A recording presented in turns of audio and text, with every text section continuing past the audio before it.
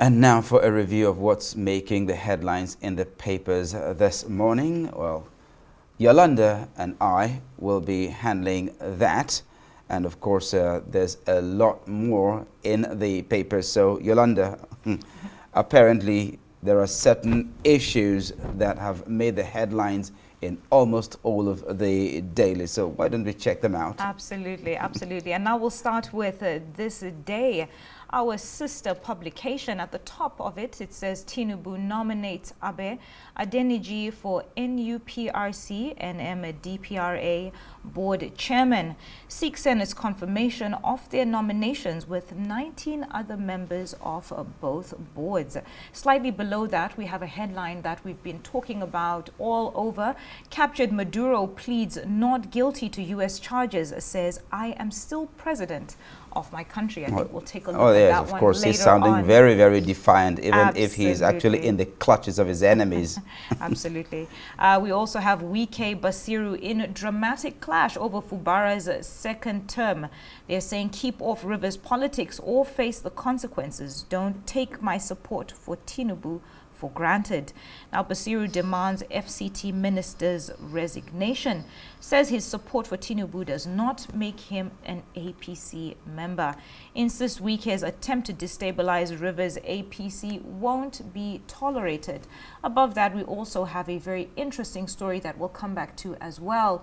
9 soldiers die, 5 seriously injured in a mine blast. I believe that was an IED explosion. Oh yes, that was an IED. Yes, and that was an ambush that happened in Borno State. Now, troops eliminate 5 terrorists, rescue kidnapped hostages in Borno, says the military. Now, bandits abducted 4 travelers in Kwara, and then also Kebbi announces reopening of schools in major cities, towns, and states. It's about time that does happen. That's pretty quick, but maybe because they don't have an immediate security threat to deal with.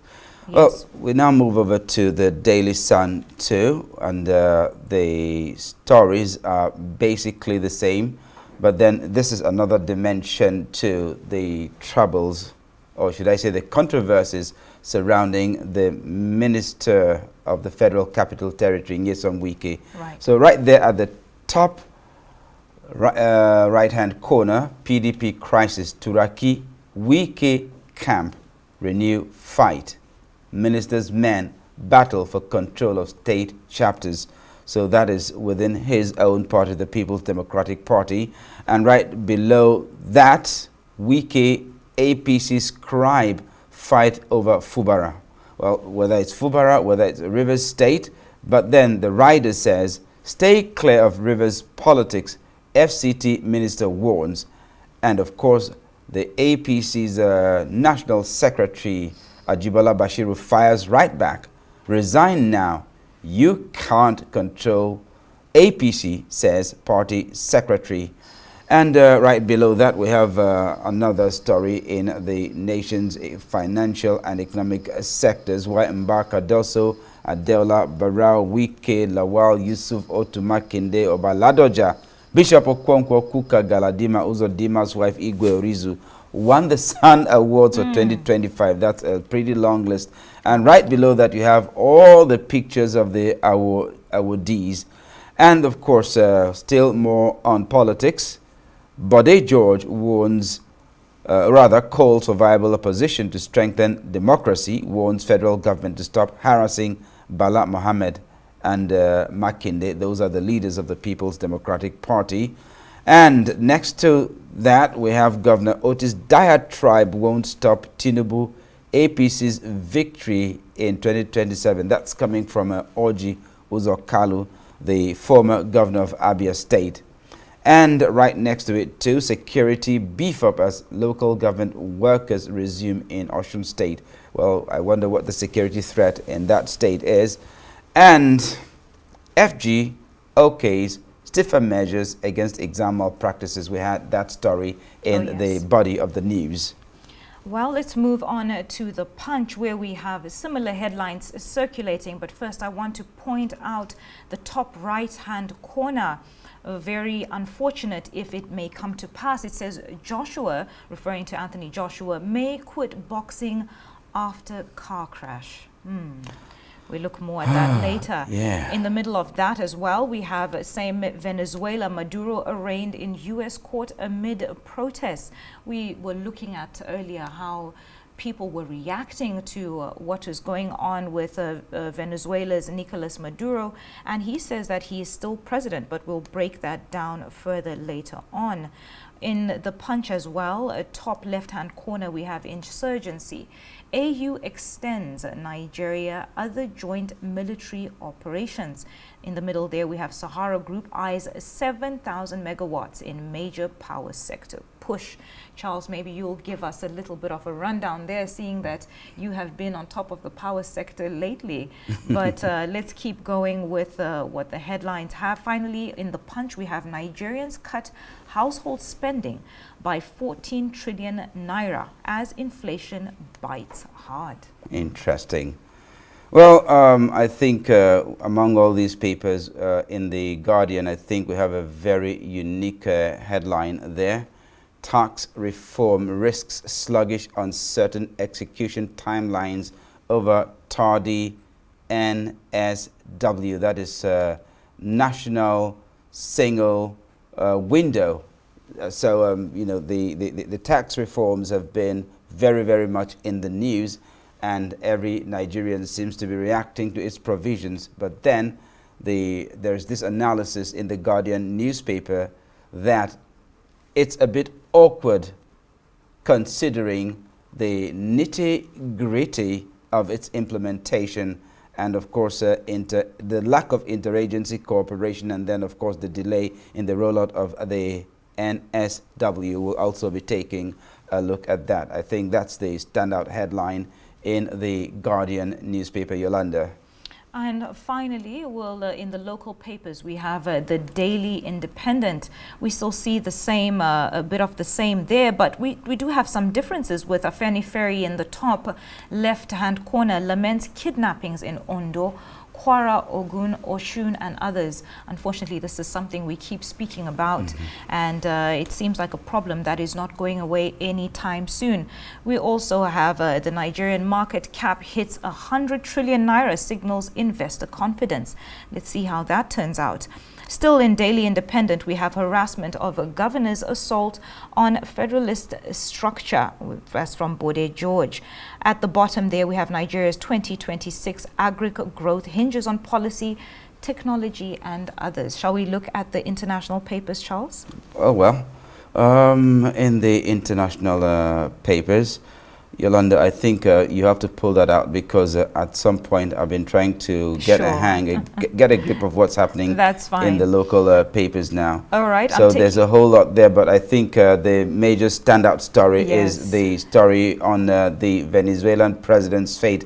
That's talking about Nicolas Maduro, but you continue, let's see. Okay, so in the Times, just as you've said, we have the Maduro story. Defiant Maduro tells U.S. court, I am a prisoner of war.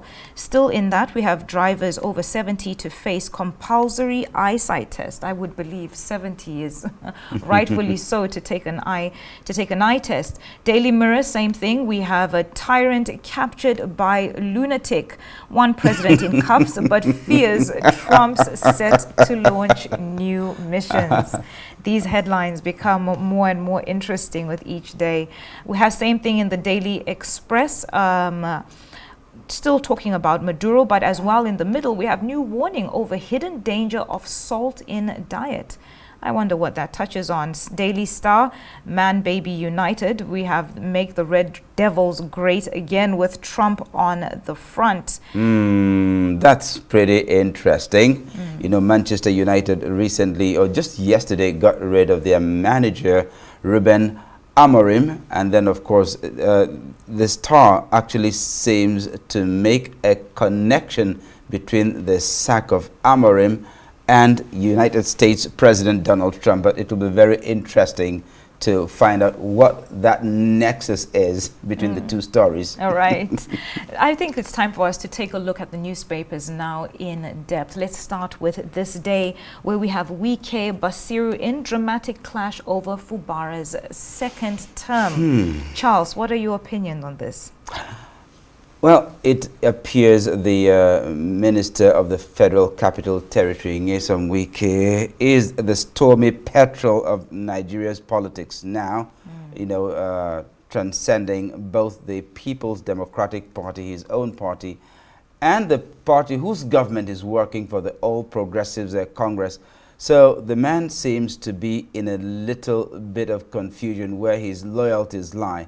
And I really don't blame him. He has refused to leave the People's Democratic Party, but he has a major stake in the All Progressives Congress because he is serving in this party. So now, previously in Rivers State, it did appear as if his authority remained unchallenged. The clash between him and the Rivers State Governor, Siminalayi Fubara, led to a 6-month suspension of the governor. Then it came to a point where it appeared as if the problem between the two men had been properly dealt with, and of course they had hugged and made up, or so it appeared. But then probably behind the scenes the tensions continued to simmer. So what did Fubara do? He leaves the People's Democratic Party and joins the APC, and then it appears to even the odds because now he is directly under the protection of the All Progressives Congress. Remember, Wike is an outsider where the APC is concerned.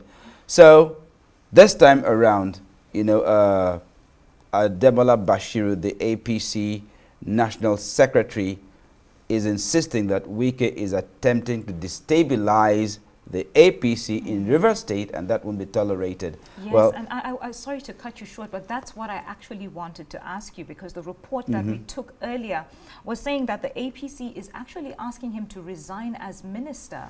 What do you make of that? They're saying that he should focus, he should immediately resign and face his obsession with the politics of River State. Well, actually, the rule of thumb is that the governors, the state governors, are the leaders of the parties, of the political parties in their respective states.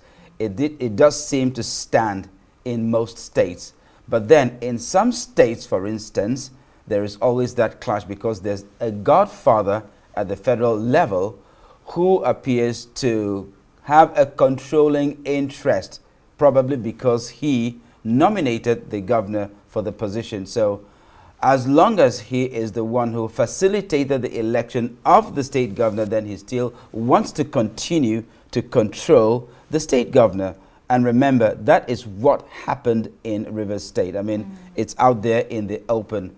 And at some point, the governor, who is supposed to be the leader of the party in the state, got the short end of the stick. And Wike made it very clear to everyone who cared to listen that he was the one who held the reins of power in Rivers State. His authority absolutely unchallenged.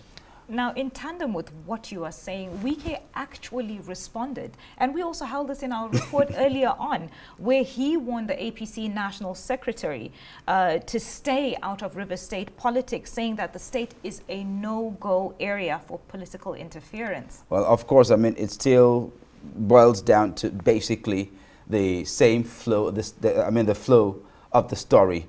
The APC's National Secretary, of course, is standing firmly behind Governor Fubara because now, as a member, as a bona fide member of the APC, he is the recognized leader of the All Progressives Congress in Rivers State. Now, remember, Wike is not a member of the APC. So, in this regard, the APC's National Secretary is looking at him as a rank outsider. As a non-member of the APC, you have no controlling interest over an APC governor in your state. But then if you're so keen about controlling the APC in Rivers State, then resign your appointment in an APC government and come back to Rivers State and play opposition politics. Wow. You can't be serving an APC government and opposing an APC governor. And so, what does Wike say? You are not a citizen of Rivers State. You don't come from Rivers State. You don't have any stakes in Rivers State. So this is between us, Rivers State brothers. So better steer clear of River State politics. Well, it's a developing story, so we wait and see how that all turns out. Still keeping up with this day newspaper, we have another story there. 9 soldiers die, 5 seriously injured in a mine blast. Now, according to military sources, the Nigerian army lost 5 soldiers to an IED in Borno State. The incident left 5 other soldiers injured. Now, this incident actually occurred in Damasak, Gubi, and on their way from Gubbio. Gubbio, yes. So the troops reorganized and then returned to Gubbio once the IED exploded. I mean, we're seeing so many of these terrorist attacks. Can this be counted amongst them? Absolutely, but you see, the issue, the use of IEDs is a known modus operandi of the insurgents, particularly in the northeast. Whenever they are on the retreat, they mine the path because they know that the military forces, the armed forces, would be coming after them. So to slow them down or even, dissuade any pursuit, they'll always mine their path of retreat. Then, on the other hand, it appears as if the Nigerian armed forces are yet to learn a very critical lesson. Beware of IEDs.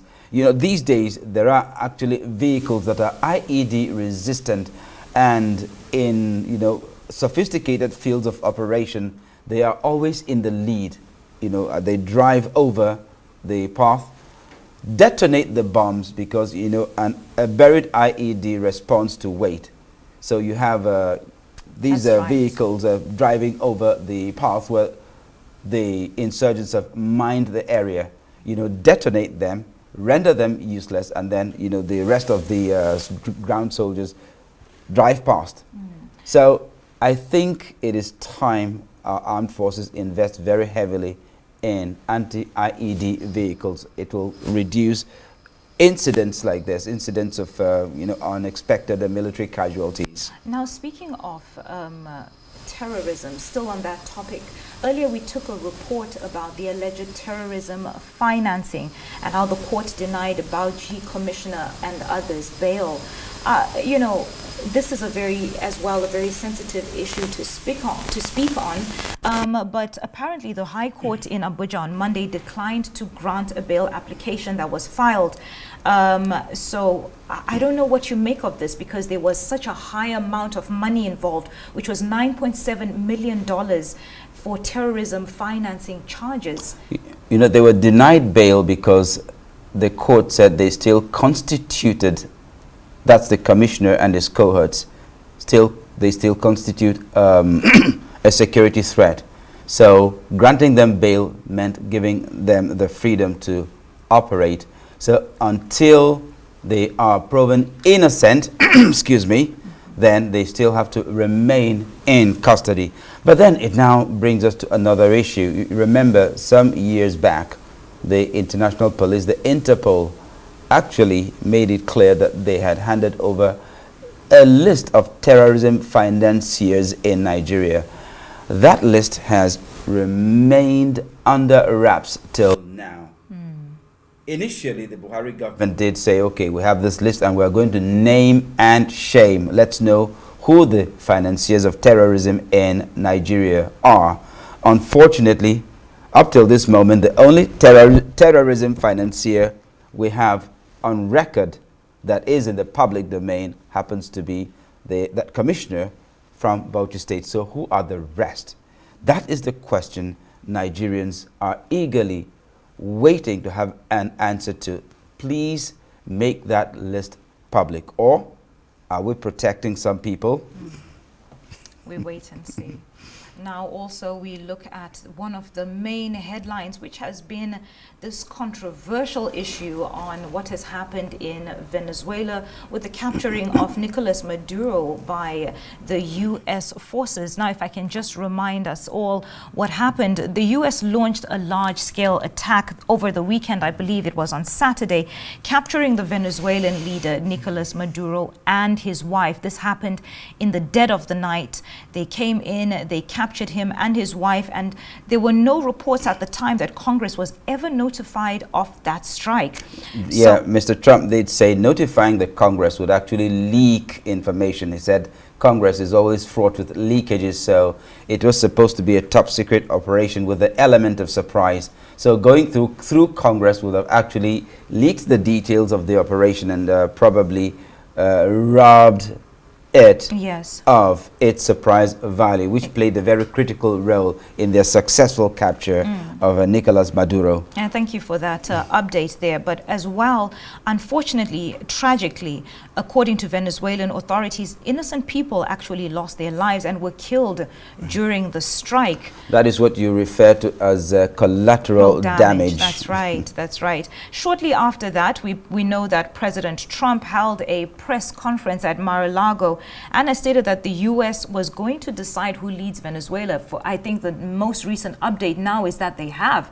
The U.S. has said that they are going to be in charge until they decide who is actually eligible. This is a regime change. No, remember, the Trump administration did recognize Delcy Rodriguez. That's right. As that's Mr. Maduro's deputy president. Yes. I mean, she is the one recognized by the Trump administration for now as the head of the government in Venezuela. However, Maduro insists that he is still very much in charge, even though he is actually in chains in the United States of America, but he has remained basically defiant. And I think that's the focus of the headline, despite the fact that Mr. Maduro is in the United States custody and in a U.S. court, he still considers himself the president of Venezuela. Well, Trump is not stopping there. I mean, there's so much talk about how Trump and the U.S. will ultimately enrich itself with all the oil it needs out of Venezuela. Oh, of course. I mean, that probably appears to be the major target.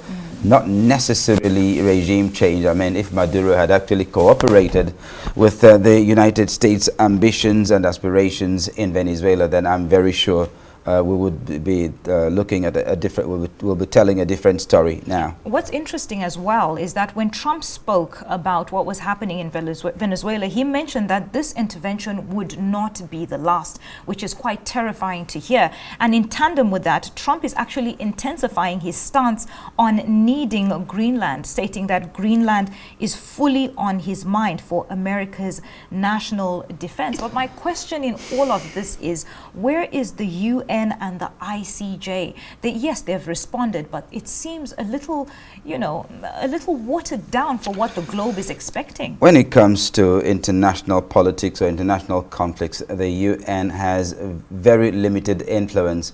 Otherwise, Israel versus Palestine wouldn't have happened. We wouldn't have had Russia versus Ukraine. We wouldn't be having the United States abducting a sitting president. So there are lots of things that the UN can't do, especially when it comes to these countries with a lot of leverage.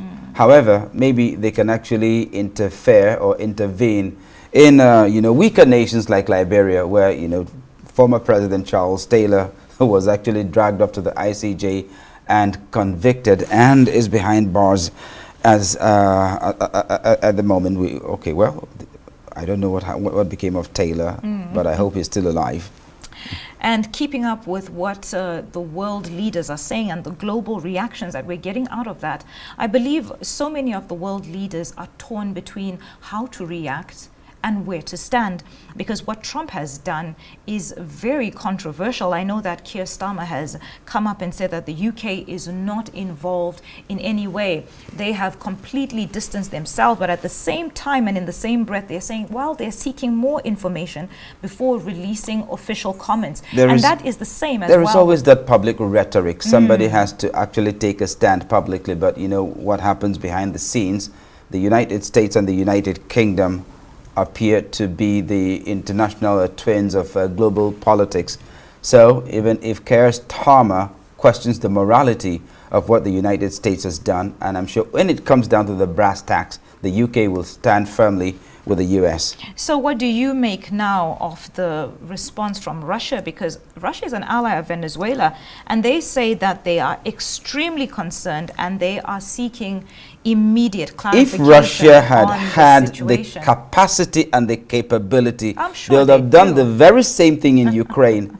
So it deprives Russia of the moral right to question what the United States has done in Venezuela. Of course, that does not in any way justify President Trump's actions. But like I said, if Vladimir Putin had the capacity and the capability of doing it, he would have actually done the same thing with the Ukrainian president.